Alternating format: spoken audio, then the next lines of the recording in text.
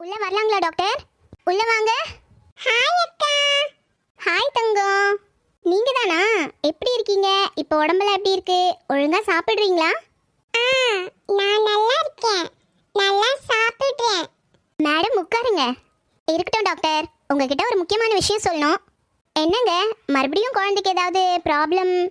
ஐயோ அதெல்லாம் இல்லை. இங்கேருந்து போனதுலேருந்து அவன் நல்லா சாப்பிட்றான், நல்லா இருக்கான். அன்னைக்கு நீங்கள் பேசினதுலேருந்து உங்களை அவனுக்கு ரொம்ப பிடிச்சி போச்சு. 10 days கழிச்சு அவனோட பர்த்டே வருது. அதனால அதுக்கு உங்களை இன்வைட் பண்ணணும்னு சொல்லிட்டு ஒரே அடம் பிடிச்சிட்டு இருந்தான். சரி உங்களை கூப்பிட்டு போகலான்னு தான் வந்தேன். ஓ அப்படிங்களா? குட்டி பையா, உங்களுக்கு பர்த்டே வருதா? ஆமாக்கா, எனக்கு பர்த்டே. நீங்க கண்டிப்பா வாங்க. கண்டிப்பா வரேன், உனக்காகவே வரேன்.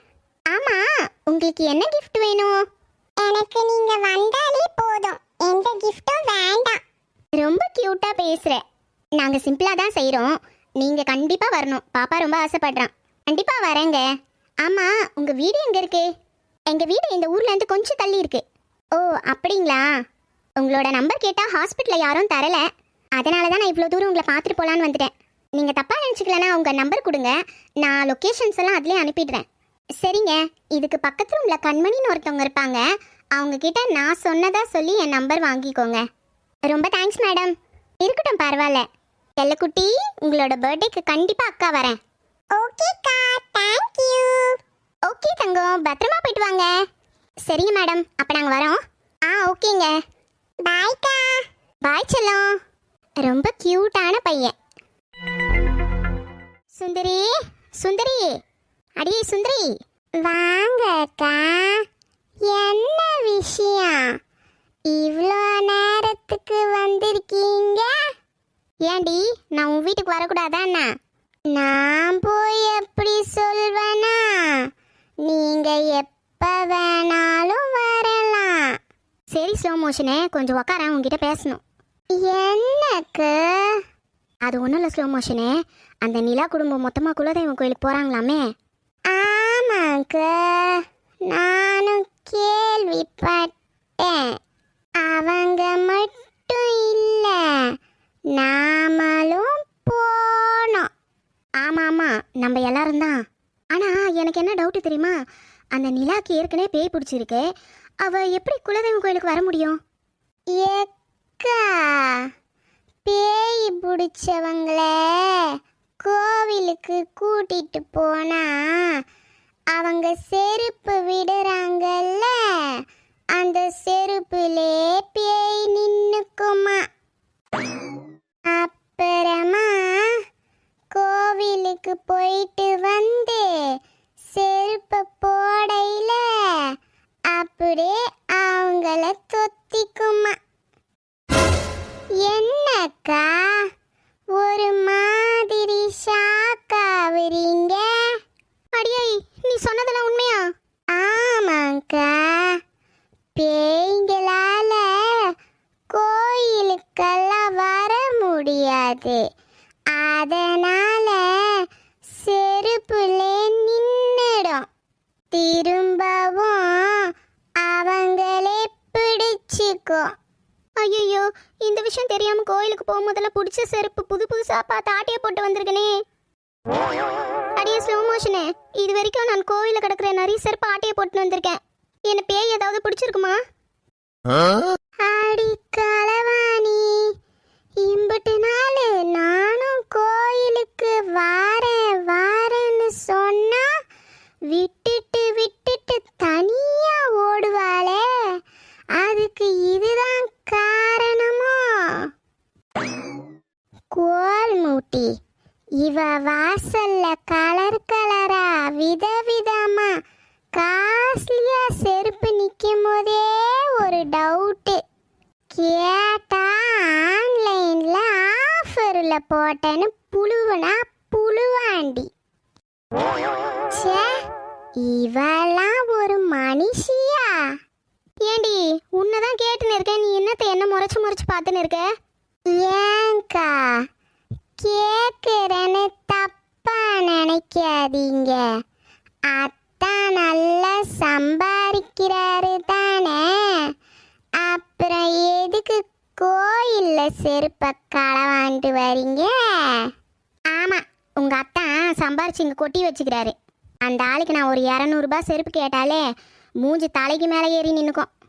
மூஞ்சே தலைக்குள்ளதான் இருக்கு, தலைக்கு மேல நிக்குமா? சரி சரி, அந்த கதையை விடுப்ப. இவங்க அடுத்த வாரம் ஞாயிற்றுக்கிழமை போறாங்களாமே கோவிலுக்கு. நாமளாம் வேற கூட போகணுமாமே. பஸ் வைக்கிறாங்களாம், எல்லாரும் ஒரே பஸ்ல தான் போகணுமா. ஆமாங்க, இத சொல்லத்தான் வந்தீங்களோ? எனக்கு இதெல்லாம் நேத்தே தெரியும்.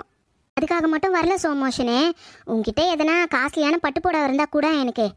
ஏங்கா, உங்ககிட்ட எதுவும் இல்லையா? என்கிட்ட என்ன இருக்குது? காஸ்ட்லியா பார்த்தா அந்த 20,000 பட்டு புடவை தான் இருக்குது. ஆனா நீ எனக்கும் மேல காஸ்ட்லியா வச்சிருப்பல்ல. ஒரே ஒரு நாள் தான் போயிட்டு கட்டிட்டு வந்து அவுத்து தோச்சு நானே கொடுத்துட்றேன். சரிக்கா, தாரேன். சரி சரி, அப்படியே நீ ஒரு 10 சவத்துல ஆரம் வச்சிருப்பியே, அதையும் கொடுக்குறியா? எக்கா, ஆரத்தை உங்களுக்கு கொடுத்துட்டா நான் என்னத்தை போட்டுக்கிறது?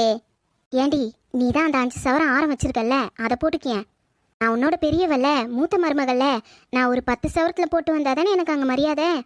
இங்க பாருங்கக்கா, உங்ககிட்ட இருக்கிறத மட்டும் போட்டா போதும். இங்க பாரு ஸ்லோ மோஷனே, நான் கேட்டா கொடுக்கணும், அவ்வளவுதான். இல்லைன்னா உன்னை பத்தி தப்பு தப்பா உங்க வீட்டுக்காரர்கிட்ட போட்டு கொடுத்துருவேன், தெரிஞ்சுக்கோ. என்னைய பத்தி சொல்ல என்ன இருக்கு? நான் என்ன அப்படி தப்பு பண்ணிட்டேன் சொல்லுங்க? நீ தப்பு பண்ணலனாலும் நான் அப்படி சொல்லி கொடுப்பேன். வேற என்ன சொல்ல போறேன்? என்னை மதிக்கல, வீட்டுக்கு வான்னு கூப்பிட மாட்டேற, எது செஞ்சாலும் எனக்கு தர மாட்டேங்கிற, இதை தான் சொல்லுவேன். ஏன்பா ஒரு பெரிய மருமகன்றத மரியாதை கூட உன் பொண்டாட்டி எனக்கு கொடுக்க மாட்டாளா அப்படின்னு கேட்பேன். அது மட்டும் இல்லை, உங்க அம்மாவை நான் தான் பார்த்துக்கிட்டு இருக்கேன். அவங்க வந்ததுலேருந்து என் கூட தான் தங்கியிருக்காங்க. உங்க அம்மாவை பார்க்கறது கூட உன் பொண்டாட்டிக்கு வக்கில்லையான்னு கேட்பேன். எக்கா, நீங்க பேசுறது கொஞ்சம் கூட சரியில்லை, சொல்லிட்டேன். அவங்கள நானா வர வேணான்னு சொல்லுறேன். அவங்க தான் உங்க கூடவே இருக்காங்க. அவங்களுக்கு உங்களை தான் பிடிச்சிருக்கு போல. ஆமாம்மா, என்ன தானே ரொம்ப தான் பிடிக்கும். அதுக்கு என் உயிரை வாங்குறதுக்கு தான் அந்த கிளவி இங்கே வந்து தங்கியிருக்கு. வயசான காலத்தில் போடுறத சாப்பிட்டு மூளையில் ஓரமாக அமைதியாக உட்காந்துருக்கணும். அதை விட்டுட்டு பஞ்சாயத்தெல்லாம் வைக்கிது இந்த கிளவி. ஐயோ அத்தை, அது மட்டுமா என்னை என்ன நான் கொடுமை பண்ணுதுன்னு சொல்லவா? எக்கா வேணா, போதும், நிறுத்துங்க. ஏண்டி, ஏன் நான் நிறுத்தணும்? நான் அனுபவிக்கிற கொடுமைலாம் கேளு, நான் சொல்கிறேன் பாரு. நீ வச்சுன்னு பட்டாதானே அந்த அவஸ்தை தெரியும். நீ உன் புருஷன் பிள்ளைங்களோட ஜாலியாக இருக்க. அந்த கிளவி வந்ததுலேருந்து என் புருஷன் கூட ஒரு 2 நிமிஷம் கூட தனியாக பேச முடியல. அப்படி போட்டு என்னை வாட்டி வதைக்குது தெரியுமா? எக்கா, அப்புறம் பேசலாம், விடுங்கக்கு. ஸ்லோ மோஷனே, நான் பேச ஆரம்பிச்சாலே உனக்கு இப்படி தான் இருக்குதுல்ல. மரியாதையாக கேளு, இல்லைன்னு நினச்சிக்கோ என்ன பண்ணுவேன்னு எனக்கே தெரியாது. எனக்குன்னா உன்கிட்ட வந்து நகை கேட்கணும்னு தலையெழுத்தானே. என் நகையெல்லாம் வச்சு எங்கள் அம்மா வீட்டுக்கு கொடுத்துருக்குறேன். இப்போதைக்கு என்கிட்ட கவரிங் நகை தான் இருக்குது. அதையே கோல்டுன்னு சொல்லி ஏமாற்றி இவ்வளோ நாள் ஓட்டிக்கிட்டு இருந்தேன். இவ்வளோ நாள் நம்ம வீட்டில் எந்த ஃபங்க்ஷனும் வரல. இப்போ கோவிலுக்கு போகிறோம். அந்த கிளவி கிட்டத்தில் நகையை பார்த்துச்சுன்னா கண்டிப்பாக கவரிங்னு கண்டுபிடிச்சிரும். அதுக்கிட்ட என்னத்தை சொல்கிறது? அதுக்கு தான் உன்னோட ஆரத்தை கேட்குறேன். அது இன்னும் நீ வாங்கின புது ஆரத்தை பார்க்கலல்ல, அதனால் அது என்னதுன்னு போட்டுக்கிறேன். ஓ, அப்படி வாரீங்களோ? நீங்க இவ்வளோ பேசும்போது நான் பேசுறதுல தப்பில்லை. நீங்க நகைய வச்சிட்டேன்னு அத்தை கிட்ட ஒரு வார்த்தை சொல்லியிருக்கலாமே. உங்க வீட்டுக்கு கஷ்டம்னு தெரிஞ்சிருந்தா அத்தையே பணம் கொடுத்து உதவி இருப்பாங்களே. ஆமாம், அதுதானே. ஒரு 10 ரூபா கொடுக்கணுன்னாலும் 10,000 கேள்வி கேட்டுட்டு தான் கொடுக்கும். அதுக்கிட்ட நான் என்னத்தை சொல்கிறது? அது மட்டும் இல்லை, இப்போ அதுக்கிட்டையும் ஒன்றும் கிடையாது. அதுவே எங்கன்னா போய் பிச்சை எடுத்துன்னு தான் வரணும். அதுக்கிட்ட காசை வாங்கி போய் கொடுத்தா ஊரெல்லாம் டமார் அடிச்சிடும். நான் தான் அவங்க குடும்பத்தையே பார்த்துக்கிறேன்னு. அடுத்தவங்க பணத்துலலாம் என்னால் வாழ முடியாது. அந்த நகைலாம் என்னோடது தானே. அதனால தான் எடுத்துன்னு போய் வச்சு எங்கள் அண்ணன் கிட்ட கொடுத்துருக்கேன். கூடிய சீக்கிரத்தில் மீட்டு கொடுத்துருவாங்க. மீட்டு கொடுக்கலனால எனக்கு கவலை இல்லை. என் புருஷன் வாங்கி தருவார் புதுசா.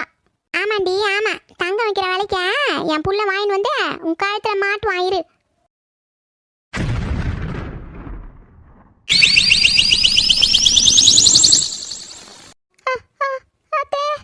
என்னடியா அத்தை நொத்தனே எப்பப்பா என்னை பத்தி என்னெல்லாம் மனசுல வச்சிருந்தே அது மொத்தம் வெளியே வந்துச்சு பொழுதே அத்தை அப்படிலாம் இல்ல அத்தை வாய மூடு நீ என்ன பேசணும்னு நான் கேட்டுதான் இருந்தேன் எவ்வளவு தைரியம் தான் என்ன ஒரு வார்த்தை கேட்காம நகை வச்சு கொடுத்துருப்பேன் அதெல்லாம் உங்க அம்மா வீட்ல இருந்து போட்டு வந்த நகையா அண்ணா உங்க அம்மா வீட்ல இருந்து ஒரு செயின் ஒரு கம்பளோட வந்தேன் மொத்தமே என் புள்ள வாங்கி போட்டது உனக்கு அதுல 5 சவர சரக்கு நான் வாங்கி போட்டுக்கிறேன் எல்லாத்தையும் வைத்து கொடுத்துட்டுக்கிறேன் அது அது வந்து வாய மூடு வந்ததுலேருந்து எனக்கு சின்னதா சந்தேகம் இருந்துதான் இருந்தது நீ ஏதோ திட்டு வேலை பண்றேன்னு அது மட்டும் இல்லாம பீரோ என் எதிரில் திறக்கதே இல்லை பாரு அப்பயே எனக்கு சந்தேகம் வந்துச்சுதான் நகைகள்லாம் வச்சிருந்தா வேணும்ட்டே என் முன்னாடி எத்து 10 முறை வைப்பிய இப்ப அந்த பீரோ என் முன்னாடி கூட திறக்க மாட்டேங்கிற ஏண்டிய நான் உன் வீட்டில் இருக்கிறது உனக்கு பாரமாகுதா நான் சோறு துண்டு ஓரமா உட்காந்து இருக்கணும்ன்றியா நீ என்ன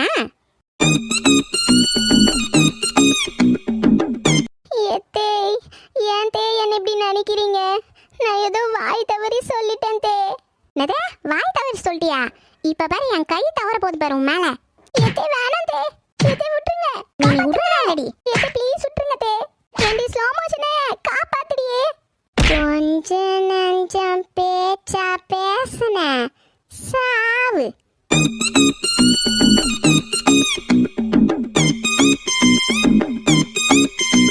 தேன்மொழி தேன்மொழி நிலாக்கா வாங்க வாங்க என்னக்கா இவ்வளோ நேரத்தில் வந்திருக்கீங்க ஆமாம் 2 நாளாக ஆளே காணோம் இப்போதான் நீங்கள் வந்ததா வீட்டில் சொன்னாங்க அதனால வந்தேன் ஆமாம் 2 நாளாக எங்கே போயிருந்த நானாக்கா திருப்பத்தூர் கிட்ட ஒரு சக்தி வாய்ந்த அம்மன் கோவில் இருக்குன்னு சொன்னாங்க அங்கே போயிட்டு வந்தோம்க்கா ஓ அப்படியா ஆமாக்கா அந்த கோவிலுக்கு போயிட்டு வந்தோன்னா ரொம்ப நல்லதாங்க்கா நம்மள கெட்ட சக்தி எதுவுமே நெருங்க முடியாதான் எங்கள் மாமா வீட்டிலலாம் போனாங்களா அதனால நான் கூடவே போயிட்டேன் அந்த கோவிலுக்கு போயிட்டு வந்ததுலேருந்து எனக்கு மனசே ரொம்ப ரிலாக்ஸாக இருக்க மாதிரி இருக்குக்கா அப்படியா அப்படி என்ன கோவில் அது என்ன சாமி இருக்கு அங்கே அக்கா அங்கே அம்மன் சாமி தான் இருக்கு அது ரொம்ப சக்தி வாய்ந்த அம்மனா அந்த அம்மன் கிட்ட எது வேண்டாலும் நடக்குமாக்கா நான் படிக்கும் போதே எங்கள் மாமா அங்கே வேண்டிட்டு வந்தாராம் என் தங்கச்சி பொண்ணு நல்லா படித்து ஃபஸ்ட்டு மார்க் எடுக்கணும்னு அதுக்கேற்ற மாதிரி நானும் ஃபஸ்ட் கிளாஸில் பாஸ் பண்ணிட்டேன்க்கா அதனால தான் சொல்கிறேன் ரொம்ப சக்தி வாய்ந்த சாமி அது இதெல்லாம் நீ நம்புவியா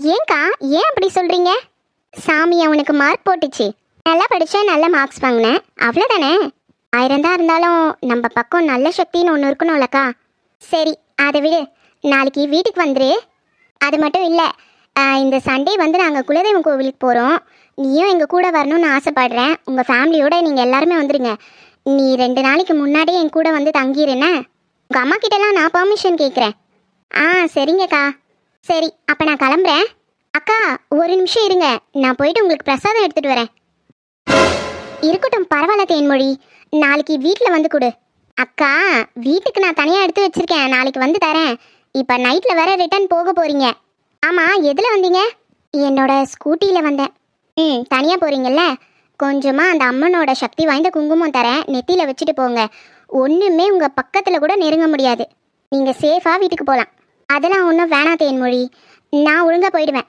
எனக்கு எதுவும் ஆகாது இருங்கக்கா வரேன் தேன்மொழி வேணாம் அக்கா இருங்க போயிடாதீங்க வரேன் ஐயோ என்ன இவ பிரசாதம் எடுத்துகிட்டு வரேன்னு போறா என்ன சொல்கிறதுன்னே தெரியலையே அதான் வந்ததை பேசி முடிச்சிட்டோம்ல இங்கேருந்து கிளம்பிடுவோம் அக்கா இருங்க வந்துட்டேன் என்ன நிலாக்கா சொல்லாமல் கொள்ளாமல் போயிட்டே இருக்கீங்க அது வீட்டில் சொல்லாமல் வந்துட்டேன் தேடிட்டு இருப்பாங்கல்ல அதான் சரிங்கக்கா இந்தாங்க பிரசாதம் எடுத்துக்கோங்க அது அது வந்து இல்லக்கா எதுக்கு இப்படி தயங்குறீங்க அது ஒன்றும் இல்லை நான் குளிக்க கூட இல்லை ஹாஸ்பிட்டல்லேருந்து நேரம் இங்கேயே வந்துட்டேன் அதான் எப்படி வச்சுக்கிறதுன்னு பார்க்குறேன் அம்மன் கோயில் பிரசாதம் தாங்க்கா மனசு சுத்தமாக இருந்தால் போதும் ஹாஸ்பிட்டல்லேருந்து நீங்கள் வேலை தானே பார்த்துட்டு வரீங்க எத்தனையோ பேரை குணப்படுத்திட்டு வரீங்க அதெல்லாம் உங்களோட கடமை இல்லைக்கா ஒன்றும் பிரச்சனை இல்லை குங்குமத்தை எடுத்துக்கோங்க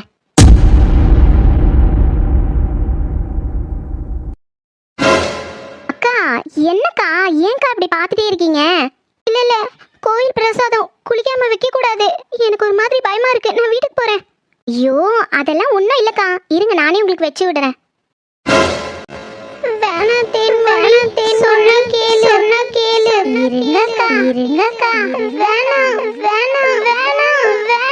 அக்கா கொஞ்சம் குனிங்க